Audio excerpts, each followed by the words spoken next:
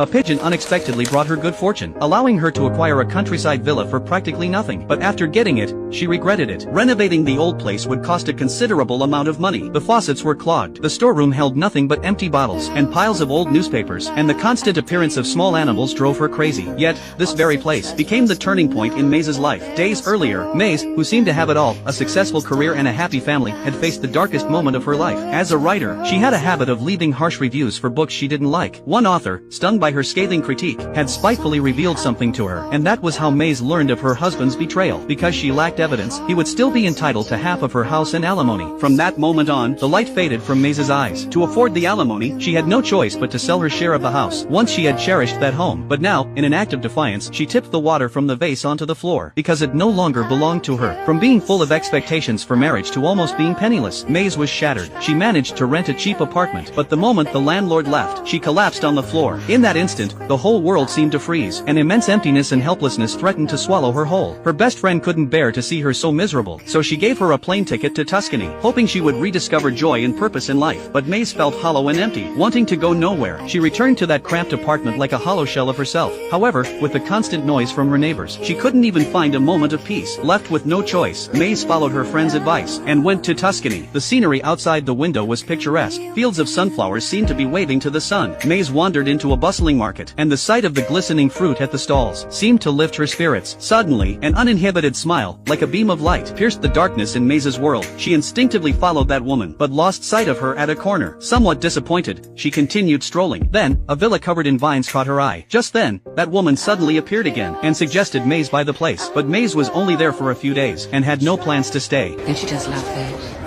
She thought the woman was a bit strange, but didn't dwell on it. Later, as she took a bus to her next destination, the bus was stopped by a flock of sheep. Coincidentally, nearby stood the very house called Bramasol. Maze felt it was fate. Something seemed to be guiding her. She asked the driver to stop, got off, and pushed open the iron gate covered in grapevines, finally seeing the house's true form. A couple was already looking at the property and decided to buy it, but then the owner suddenly raised the price. When they agreed, the old woman said she wanted double. The young couple left in frustration, because the house held almost all of the owner's memories.